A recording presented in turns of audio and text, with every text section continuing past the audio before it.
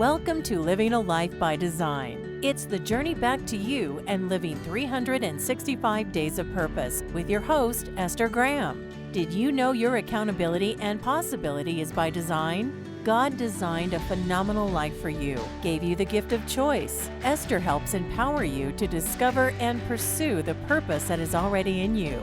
Are you ready to look at yourself and see your future? Then get back to what is really important in life and get in alignment with your true self. Stay tuned to Living a Life by Design. Journey back to you and start living 365 days of purpose with your host, Esther Graham. It all starts now. Good afternoon, everyone. Good afternoon. I'm so honored and blessed that you have made the decision to join me today. I'm so excited about our subject or our topic today. It is going to be enlightening. It's going to be powerful. And if you just allow the words that are coming across the airwaves to just sink in, I guarantee you, you're going to walk away with some nuggets about how your life can be radically changed through understanding how you can balance your spiritual life with your everyday life. So I'm excited about that. And today we have my very special guest. He's a thought leader. He's a nonprofit CEO. He's an entrepreneur.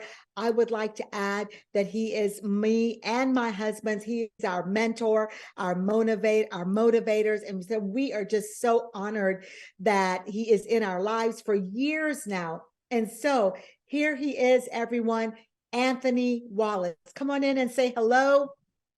And I don't do enough honors to introduce you. So I'm going to ask you to reintroduce yourself. And we're going to get talking about the hot topic of balancing your spiritual life with everyday life. Listen, tune in. It's going to be enlightening for you. Right. Welcome, hey, Anthony. Thank you, Dr. G.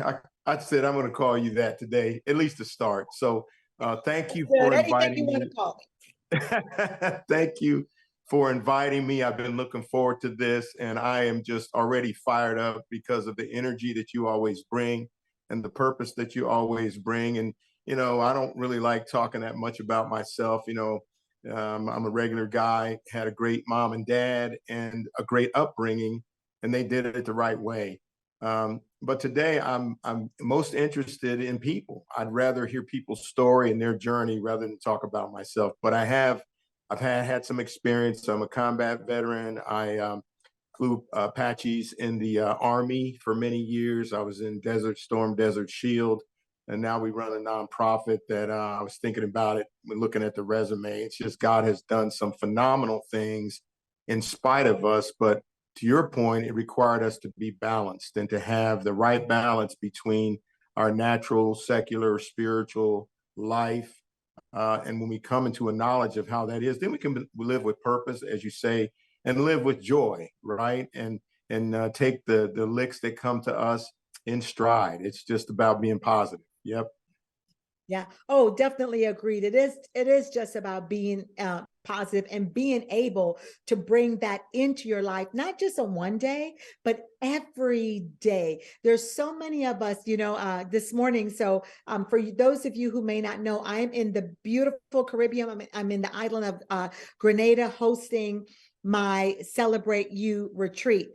And one of the things that we talked about this morning is that, which brings into what you've just said, is that we've got, I believe, over 60,000 thoughts that we have a day.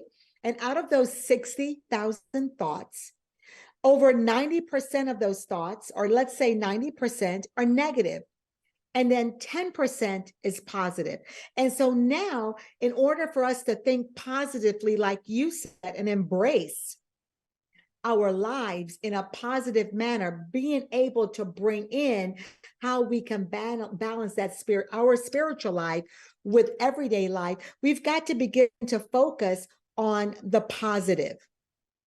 Negativity breeds negativity, and positivity will breed positivity. So here's the 10%. We've got to focus on that, but it doesn't come easy. It takes work. So one of the things that you said when we met and we were talking about this powerful subject.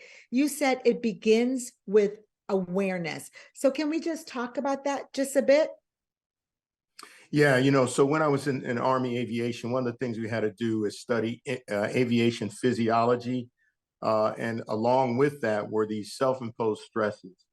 These stresses were things that we did, negative input, putting the wrong things in our body, being surrounded by the wrong voices. And then most of all, failure to monitor in a kind of a biorhythmic way what was going on inside of us. Oftentimes we have these inclinations and these feelings and all of that stuff, and we don't really know how to compartmentalize that. That can produce stress.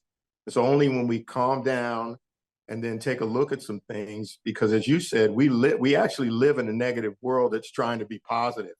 I mean, if you Yeah. turn on the news, it's negativity, and the news purveyors get everybody to scrapping about something that they themselves have lifted out of.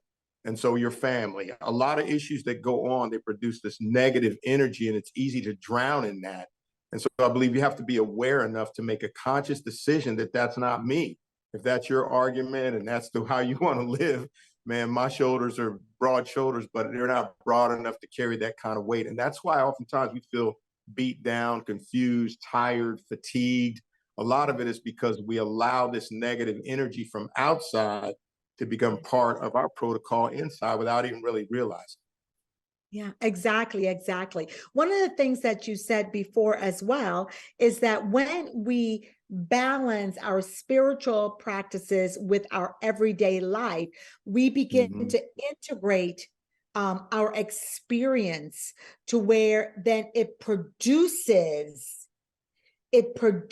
want to say that again, it produces not just a positive experience, but it produces a powerful experience to where we can begin to navigate through life appropriately, to where we can have those things that we so desire. I'm not speaking about Mhm. material things, by the way.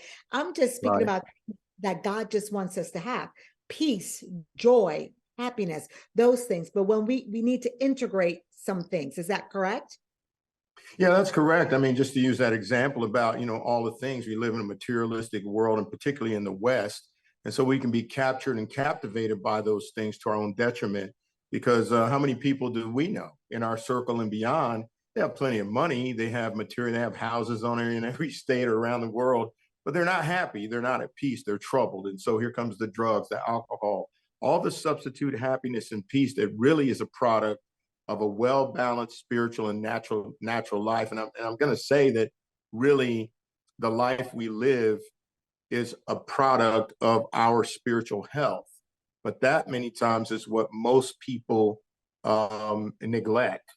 That spirit. Can I continue? Oh, Like, for yes, example, please do, for because for this is example, good. you hear this phrase in society, body and soul, or body and soul, and even when you get into the mystical things, body, soul, and spirit. Well, what people don't know is by mentioning it in that order, it's out of order. Body, outside, soul, middle man, spirit, the innermost person. And so that person becomes last, and that's the real you. When really, and again, this isn't a Christian thing, but my life was changed through neurotransformational, being renewed in my mind based on the book of Romans.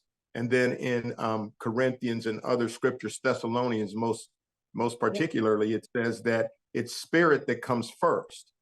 Like when you see people go out, start businesses, get married, and all that, they put the last thing first. And so if the first thing isn't first, then everything else is out of order. So the scriptural edict is spirit first, then soul. That's what we deal in. The soul is your mind, your emotions, your will, your intellect, your constitution, your convictions. Spirit first. That's the guiding thing. That's who you really are.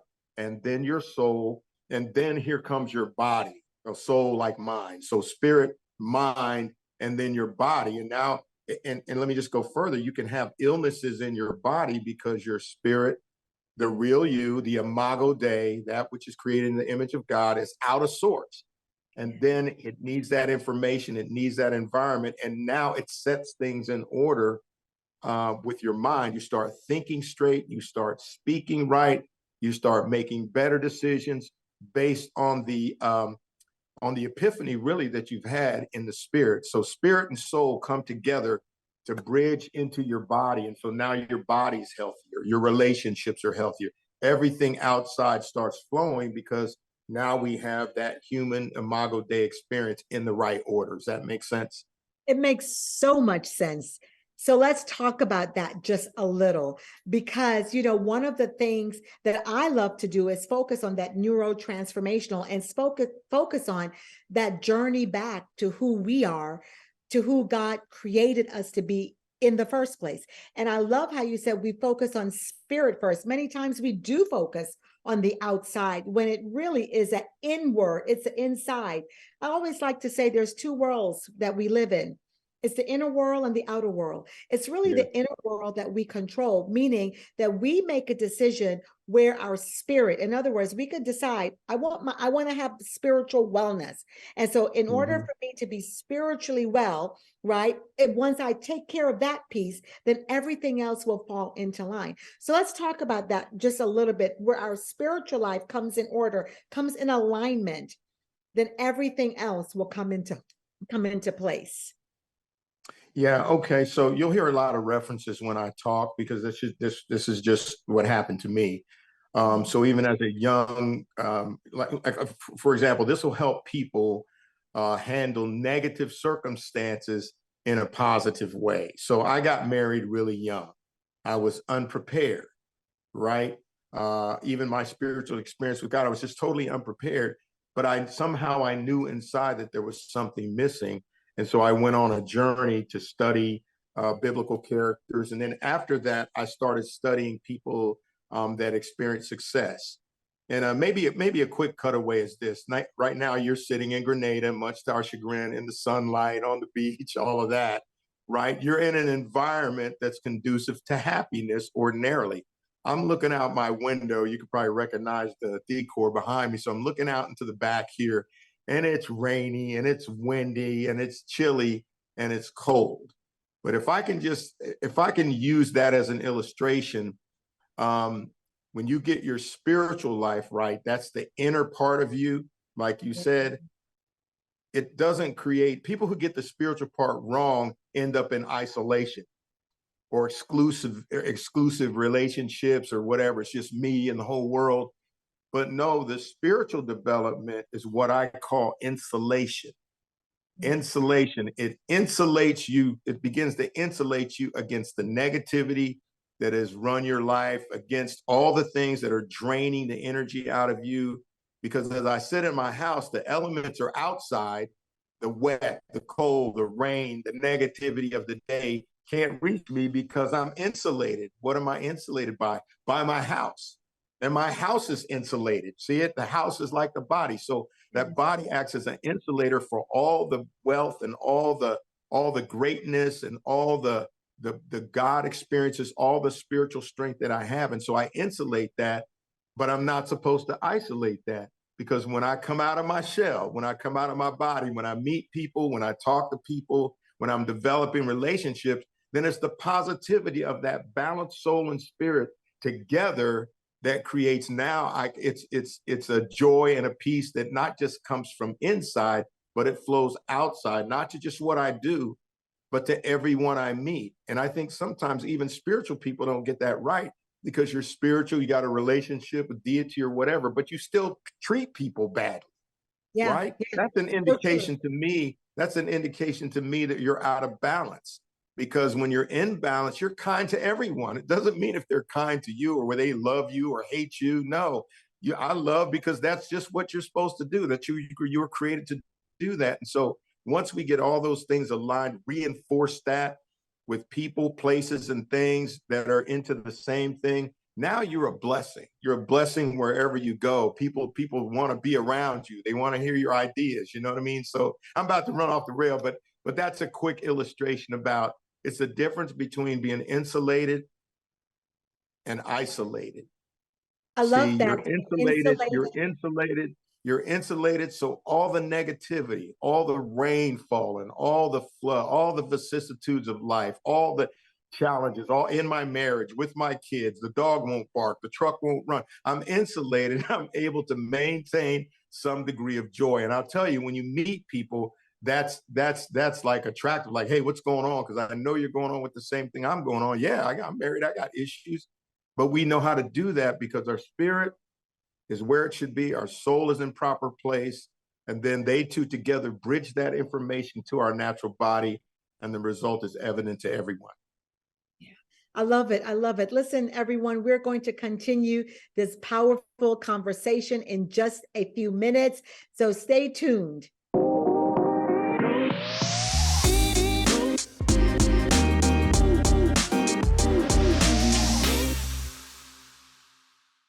Hello, hello, welcome back. I am here with Anthony Wallace, and we are having, I like to call it an enlightening conversation about how our spiritual life, how we can balance our spiritual life with our within everyday life. And so when we left before the break, we were speaking about being insulated and isolated.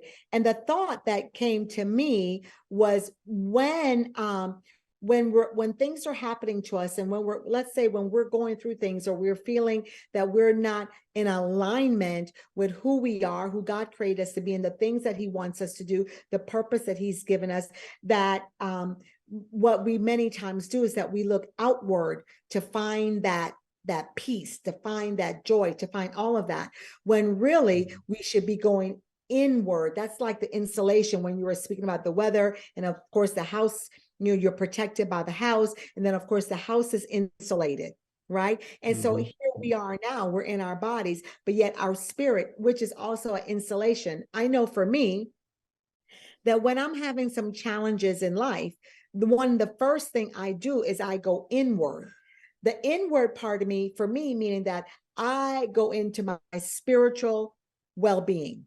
I have to check myself spiritually to make sure that my thoughts are right, my actions are right, all of those things. If I don't check that, then I find that I will be out of alignment with really what's happening around me. It is within my spiritual life. And I like to call it, frankly, spiritual well-being. I call it that because we often talk about health well-being. We talk about mental well-being.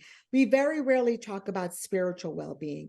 And for me, this is very important because I have to be good spiritually for me to move on and to fulfill my purpose, and to, let's say for right now, balance my spiritual life with everything that's going on with me every day. It sounds like, and I think you and I agree in principle that spiritual life, because that's who we are spirit, we possess a soul, and together they live inside of a human body. That's what makes you legal to be in the earth, is your earth suit, so to speak. But so that's the foundation. So let me flip the script and ask you a question, if I can. Would that be okay? So Sure. You said, hey, I gotta go inside to make sure things are right, to make sure I'm in touch with the spirit part of me. What I'm hearing, and what I'd maybe like you to share, and I could share as well. So that spirit life, that spirit truth, has to be based on something. You know what I mean? So what would it be for you, or what would it be for the average person? Because again, I know for me, you can think you're on this journey for spiritual enlightenment and still be missing it, because I approach the spiritual journey the same way as I approach everything else, sometimes just from a carnal mind. You follow me? So Yeah. what do you say? I think for me, my spiritual journey is one of the first things I do is I'll open my scriptures. So, my foundation is that of a Christian. That's what I believe. And so I will open up my scriptures and I will read scriptures. I have my devotions, I have my meditation, and I just really have to go inward to hear what God is saying to me about my life, my situation, and what I need to do. And what I find is that when I am spiritually well, right, when I'm spiritually spiritually well, then I could hear clearer, and then I could Mhm. more pursue my destiny or my purpose. I'm guided well.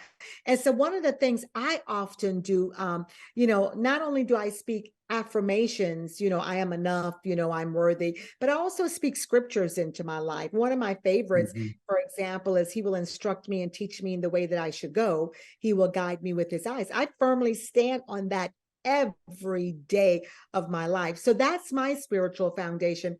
And when I go inward, that's what I do. That's what I hold on to. That's what guides me. That's totally what I stand on. So it's a review. It's a review. It's a checking those foundational points. And I love what you said. I think that's a great regimen for everybody to take away. Also, for me, one of the things I do when it seems like things are a little bit out of kilter, this is just me, right? We have the same foundation, we're of the same faith, and this isn't about, proselytizing in that regard, but when you find what works, it just works. So Works. It just so works. but one of the things I do is I do the what ifs. Yeah. And I do what if, not from an old negative mindset before I'm renewed. I'm like, what if I shot myself in the foot? What if this behavior towards an employee? What if that wasn't What if? representative? Yeah. What if the issue is me? Because a lot of people on a hair trigger these days, and it's this one, that one, the other, and this race, that race, da da da, the left, the right, da da da da da. And so we're all outside, but outside isn't the issue. It's here. See, in the house we live in, we've been married 45 years come October. So we've been able to set up a house, and it's a house that I can say with confidence is a house of peace. It's a house of joy. And primarily because it's a house of communication. We realize that we have to talk, even if we don't want to talk. So with regarding the elements, I came home, I parked in Margot's space. I'm inside the garage. I hope she doesn't come home. I'll be in trouble. But I ran into the house. I ran into my safe space because this is what we created for ourselves, built on the right foundation. Follow me?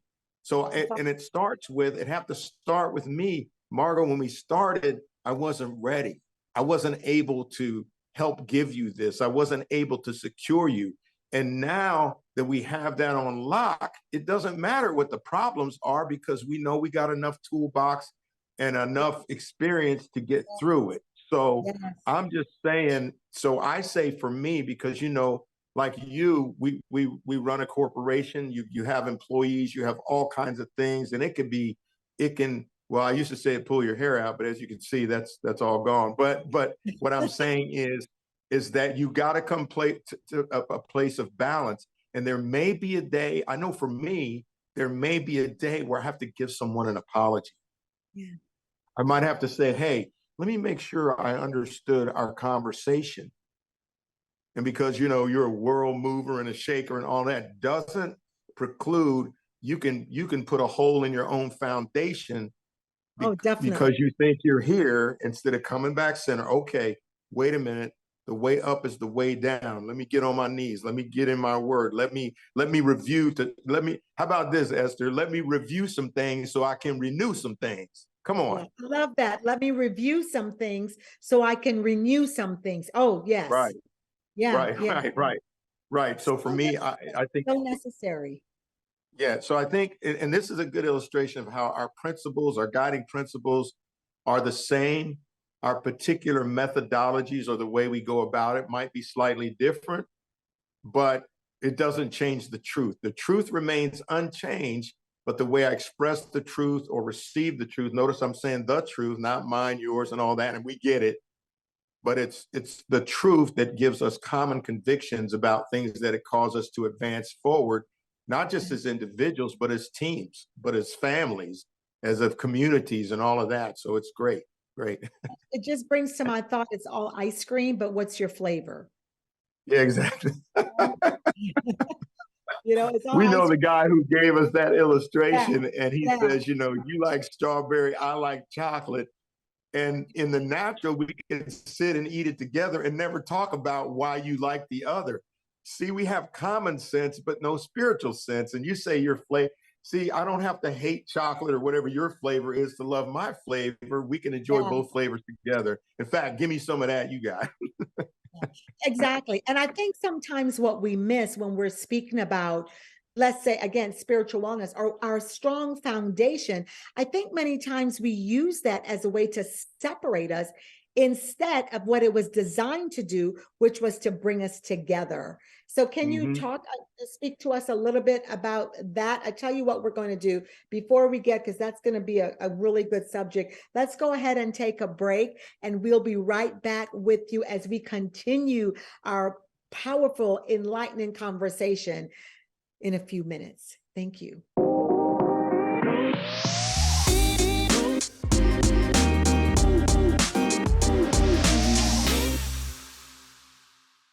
Welcome back. Welcome back. Again, I am here with Anthony Wallace, and we're having a powerful, enlightening conversation about how can you balance your spiritual life with your everyday life. What I love about what we were speaking of when we left, in our last segment, is really our spiritual life, and how, well, my thoughts is that if we really have the Spirit of God, then that is used to bring us together as a people, as opposed to separate us. And so sometimes what I find, as we're living this life, is that our spiritual life, many times we use it to bring forth separation. When really, if we're in alignment with God and His Spirit, then it brings us together as a people, despite our race, our ethnicity, and all of that. So can you speak to us a little bit about that and anything you Yeah, want? I think I follow you, man. I was going to ask you to clarify that, it brings us into these places of difference. And maybe I was going to ask you, hey, give me a practical example that you see where that's commonplace or whatever. I know you mentioned race as a broad term or whatever. Can you highlight that before I try to answer?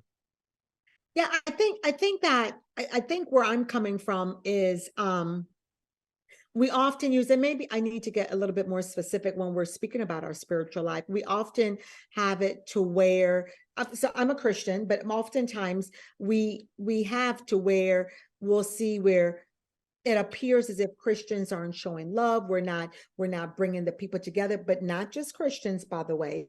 There's other people from other denomination and religion. And I often think, and I do separate religious from being a person that just, from a person that is really embracing the Spirit of God that lives inside of them. Do you understand what I mean?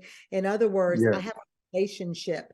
I have a relationship with God. And so because I have a true relationship with God, then I'm able to serve Him. I'm able to look at these things to where, instead of pulling people apart, I bring it together. And I often think that many times we confuse our spiritual life with our religious life. I often see where religious separates us, when really, when we're looking at building our relationship with God, it should really bring us together as a people, but often it doesn't. Right. I agree with you because as you were speaking, so the example comes together out of the Holy Writ, out of the scriptures.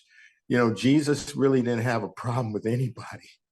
He because he's, God is love. You know what I mean? And the first commandment is about love. Love the Lord your God, and then love everybody else. But religion is what we see. He had the strictest, the harshest castigations and rebuke of anybody in his day towards the religious hierarchy. And so what we recognize is that religion kills. And we kind of use that interchangeably, but you can look all through history, even in the scriptures, it's this religious practices sometimes taken out of context that cause us to fight and devour one another and beat each other up. And so what we do is we forget who we are, we return to these old habits because of the negativity that hasn't been dealt with. And so now we're captious and critical with everybody and anybody that has a different view, different lifestyle, whatever. And see, I put this out years ago. I said, I want to stop telling people, man, I love them to death. I love them to death. No, I don't love you to death. I love you to life. You Yeah. follow me?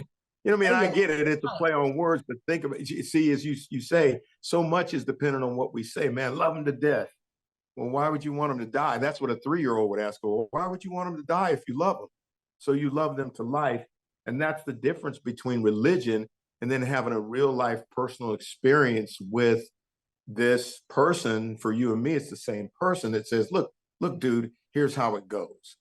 And Yeah. what we do, I think, also is because we're unsure, or because that spiritual experience isn't deep enough or authentic enough, or so we think, we take that the same way we take all our other stuff. This is mine.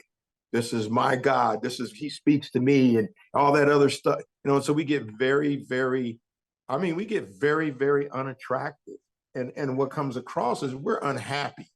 If God is everything in the scripture and you're found it, why are you so unhappy? Why are you so, And me. yeah, you're like verbal violence. You know what I'm saying? And so the fruit of the spirit is love. Regardless, love is a lifestyle. It's not something I pick up and put down. It's how you choose to live your life every day. I love that. It's how you choose to live your Yes, life. you choose. You And choose. so that's where you now Let have me to just say this. That reminds me of something I said recently, and a lot of positive feedback. If we could begin to think, especially in the Western world, love isn't an emotion. Love is not an emotion. Love is a decision. Yeah. Yeah. You decide to love because you don't feel like it. You don't. It's not in your DNA. I mean, when you look in the antebellum South, and you're telling me to love these people, love their sense, all that. See, and that's what you get, and that's what all the negativity comes in. The battle against a firm foundation of what you know is to be the truth. Jesus said one time, he says, "Look, you've heard it said, love your friends and hate your enemy, but I say." So What did he he's a say? disruptor. He's a disruptor of all that negative, crazy, Yes. Yeah. genetic, ethnic nonsense. And it just, we talk all the time. It's really, really aggravating, and we can fall victim too. But I decided he didn't earn my love. I decided to love him because that's who I serve. And that's who he made me to be. He made me to be a representative and an agent of his love. It has nothing to do with what you think. It's what I And then think. It's you what make I it. believe, and it's what I know. Go ahead. I'm sorry. I was going to say, when you make a decision to love, then you can love anyone, despite. Anybody, Make it, anybody, and it anytime, comes from a anytime. pure place of good. You can love anyone. And I don't have to Right. agree with you for me to love you. I don't have to agree with you for me to have a conversation with you. I don't have to agree with you for us to laugh together. What I am commanded to do is just to love, despite. That's Right. it. Here's another one. Here's another Wallaceism. Just because I reject your opinion doesn't mean I don't love you. Exactly. You know what I Yeah. mean? We're just sharing opinions, but I love you because you're me. You're like me. We come from the same place, man, in the image of God. And the wonderful thing about that is when I love you, I could talk to you. I don't have to agree with Yeah, you. But listen, yeah, what's interesting about that, if you're married or you're in some level of a relationship, you don't always agree with that person, but just because you don't agree with them does not mean that you don't love them. right, Even when people get a divorce, even when a lot of people, even when they get a divorce, they'll say, well, we have irreconcilable differences, and all of that. But they'll say, but I love them though. You know what I mean? And so, yeah, that's just a very simple example. But I guess the point is that I can disagree with you, but that doesn't mean I love you. But we're living in a world today where we've got to agree. And if you don't agree with me, you're not like me, then we're done. yeah. And that's where all the cancel culture and all the bad vibes, bad manners, bad thing. I mean, I just listen sometimes, step back out of the humanity that I'm a part of, and I just listen to how we sound. And I'm like, there's got to be a better way. And we know that there is, you know what I mean? So, you've been married a long time. I've been married a long time. I had an electrician come out this building we're building out here. So oddly enough, yesterday we got to talking about marriage, and I'd made some references to my wife and this and that and the other. And so I got to talking about the secret of a successful marriage for us. And he just got really quiet. I never met the guy before. And so I said, well, number one, I tell people, and this is true of relationships, tear down the scoreboard. I love What it. does that mean? What does that mean? She scored, she dunked on me, and now she's ahead by two, you know what I mean? And so now, because if you keep looking at your mental, emotional scoreboard, you're always going to be behind. So don't keep score because it ain't that kind of game. You know what I mean? Just learn to live with each other. If you're free to be who you are, then why wouldn't your spouse be able to be free to who they are? And we're not talking about abuse or any of that stuff. I'm talking about a healthy relationship with a person that comes into my life to be a blessing, not a curse, not a weight. In fact, if I handle it right, that person helps make me better and vice versa. So again, I think we damage ourselves because, can I say it this way? Scoreboard means I'm on the defensive. I'm ready to do this. Have you ever met people, a lot of abuse, no matter what happens, they're jumpy or they go like this. And so they're always in a defensive posture because they've lived a life where they feel like, whether in truth or in fantasy, that somebody's always out to get me. Somebody's always going to take advantage of me. I can't let anybody do unto them before they do unto you. All of that kind of thing. And so the authentic love that they need, the acceptance, girl, you ain't got to prove nothing to me.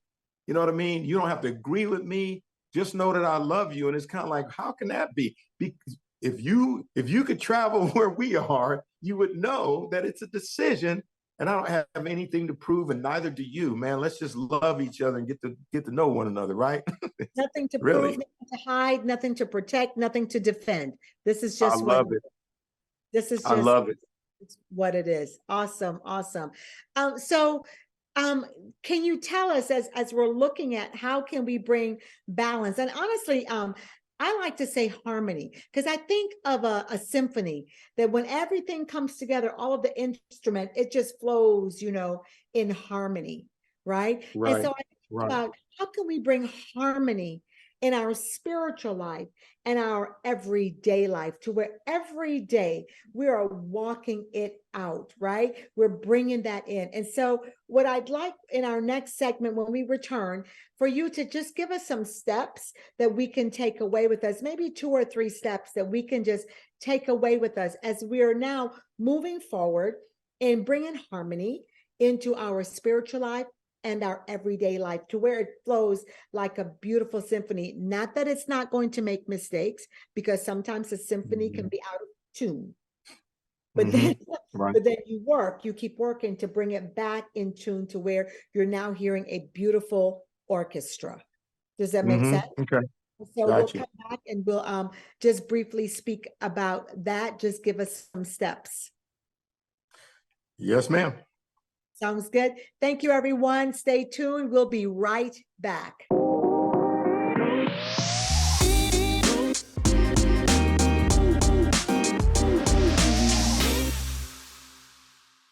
Welcome back. I am here today with Anthony Wallace. And so we'll continue to just speak about how we can bring balance, or as I like to say many times, harmony in our spiritual life and our everyday life. So if we can, Anthony, just continue with our conversation.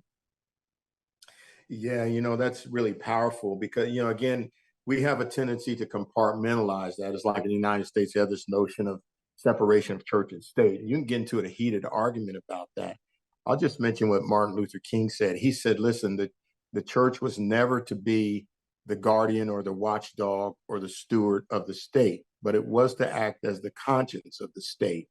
So in other words, if the church or the Imago Dei speak to the nation, it should be as your conscience. You know how it is. How many times has your conscience saved you, Esther, from doing Oh, craziness? yeah. But now we squash the voice of conscience and then scratch our head as to why there's such hell breaking loose. See what I mean? So now it's like trying to build this house and not, being into the foundation. So I think that's really cool because I don't think there's supposed to be a discernible difference. It's only when we take it apart like this that we can examine so that people can know what to do.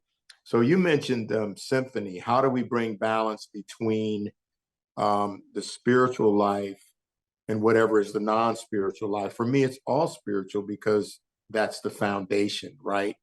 And none of the other two elements, according to Thessalonians, can operate with that being out of sorts. So when you said it's like a symphony, right? I went, yeah, right. And so what I thought about, well, everybody in the symphony better know that there's a conductor. Yeah. He's not playing an instrument, but he's not, he's controlling everybody's gift. So what I'm saying is there's a conductor. And so in our spiritual recalibration, we got to acknowledge there's somebody bigger than me. There's a power force greater than me. That's the conductor, whether you're flowing in a symphony or whether it's just a symphony between your spirit, soul, and body. You got to acknowledge that conductor. And you got to be, I want to say this earlier, and I got a lot to say, so let me hurry up. So even in the life of Christ, everything's cool until he gets to this garden. And in the garden, he actually has to be broken down. He's betrayed, he's denied, he's broken down, and nothing's left but the will of the conductor. Yeah. And he has to come to grips. He goes, I want to do this, but I got to do this because that's what the conductor designed me to do. So that's when you reach real spiritual truth, is when it's all of the conductor and none of you, right? All the conductor. Now he can show you, here's the thoughts you should think. Here's the things you should read. Here's the people you could associate with. Here's what your gift set is for. You follow me? Mm-hmm. Other than that, you're going to be trying to pull him into what you're doing and what you plan and what you think and how you see it. And he's like, nah, man, I'm outside of all of that until you get broken down till there's nothing left but what I'm directing you to do. And notice, I'm not playing an instrument. Y'all are playing all the instruments in the symphony. God says, the conductor says, the instrument I'm playing is you. Or can I tune you? Can I play you? Follow me? So that said, I want to move to some practical steps. Number one, we started with awareness. You have to be aware that there's a methodology and there's a notion that's outside of you that's trying to get inside of you. You just have to be aware that, man, there's stuff going on except what I'm worried about. And that'll open you up to opportunities with people that'll come into your life. Just being aware, right? Open. And that's all I'll say on that. The next one is, once that happens, can you make a fair assessment? Most of the judgments that we make are out of bias, our preference, our favorite, ice cream or whatever, but make an honest assessment. And if you have trouble, have a close, trusted friend assess what's good, what's on my liability side, what's on my asset side, what's good, what's not so good, what needs to be worked on, what are my strengths, so assess that and let somebody help you do that, right? And then thirdly, there must be an acknowledgement that all of that is accurate and true. You have to trust the assessment because you can't see you. And oftentimes, even though you're talking, you can't hear you. So you don't even really know you in that way. It takes somebody, another set of eyes, that's what peer review is about. That's what peer counseling is about, for other people to assess you, to help you grow in this area of life and balance. And then lastly, number 4, action. So I've had awareness, assessment, and acknowledgement. And now, based on all of that empirical data and evidence, what action am I going to take? Am I going to leave it the same? Oh, I'm good. I'm good. And the truth is, you're not, I'm not, we're not. What action are you going to take? And I'll just end right here, Esther. We took an action last October with you in your group, and we went, kind of like a vacation, kind of a work thing. And it stretched me. I'm an older guy. I started to say how old, but I'm not gonna say that. So, and I'm an accomplished guy. I've done a lot of things. I run a multi-million-dollar outfit, but I got stretched because there's still things in me. There's still things I have to face, still things, I need to face so I can trace, so I can replace, and so I can erase and then replace with the right thing. And had it not been for that experience with you, hard, we were crying, we were weeping, we were at our end, but we were broken in the end. And because it was no judgment, no fear, no false promises, no fear of injury, we saw ourselves and everybody there just kind of grow to another place. And so that's what I would say is just, even if you don't get it right now, just, go back and review, get in touch with Dr. G. And she can help in that regard because it was a tremendous help for us. Thank you. Thank you very much. Well, what's important about that is that you took action, right? And Joan Right. Baez, action is the antidote for despair. And many Right. of us live in despair because we refuse to take action. Right. And listen, we discuss if nothing changes, nothing changes. Nothing changes. you know Right. and Right. so with the awareness, and I believe the 4 steps is, first of all, becoming aware, then assessing, Mm-hmm. do assessment, so important in life overall, period. Mm-hmm. you know and then Mm-hmm. acknowledge, part of acknowledging where you are and acknowledging where you need to go, just acknowledging everything. And then action, you've got to take action. If you don't take action, you're the other, you could get through the other 3. But to Right. bring Right. forth change, there must be some action. Would you agree? There's Got to got to take action. Right. Right. be. Right. And that's the hardest part, but it's the most important part of Listen, that whole that's how we process. remove despair. Action Right. is the antidote for despair. And if you look through, many people that we see that they're feeling downtrodden, they're all these different things. They lack action, I believe, in their lives. If nothing Mhm. changes, again, I say it, then absolutely nothing changes. Right? This has One been. last word. Yeah, Go one ahead. last word about atmosphere. The catalyst for me was atmosphere, because in my work, I take a lot of criticism, a lot of cheap shots, a lot of pot shots. And so the last thing you want to do is be in an atmosphere of that. So you made the atmosphere safe by creating a no judgment zone. Yeah. Thank you, y'all. He's talking about my retreats, so yeah, very powerful, if I must say so myself. So listen, let us know. Let us know, how can anyone contact you as we prepare to leave you for this particular segment this Friday. Right. Well, the best way, because I'm an extrovert, but I'm really shy.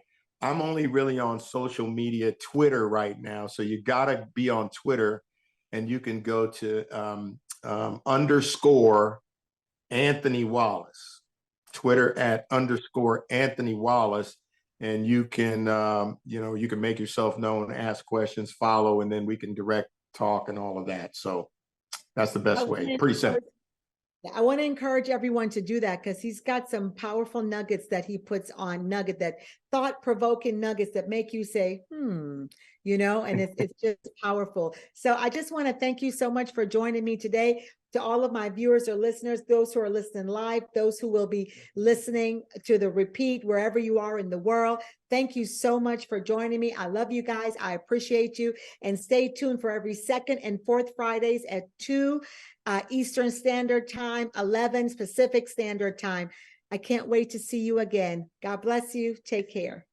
You have been listening to Living a Life by Design, the journey back to you, and living 365 days of purpose with host Esther Graham. Listen or watch live every second and fourth Friday at 11 a.m. Pacific on TransformationTalkRadio.com. Discover that what is possible is already in you. God designed a phenomenal life for you. Esther helps you ignite that energy behind your personal journey for a deeper joy and peace, living 365 days of purpose. For more information on living a life by design, visit fddwomen.com.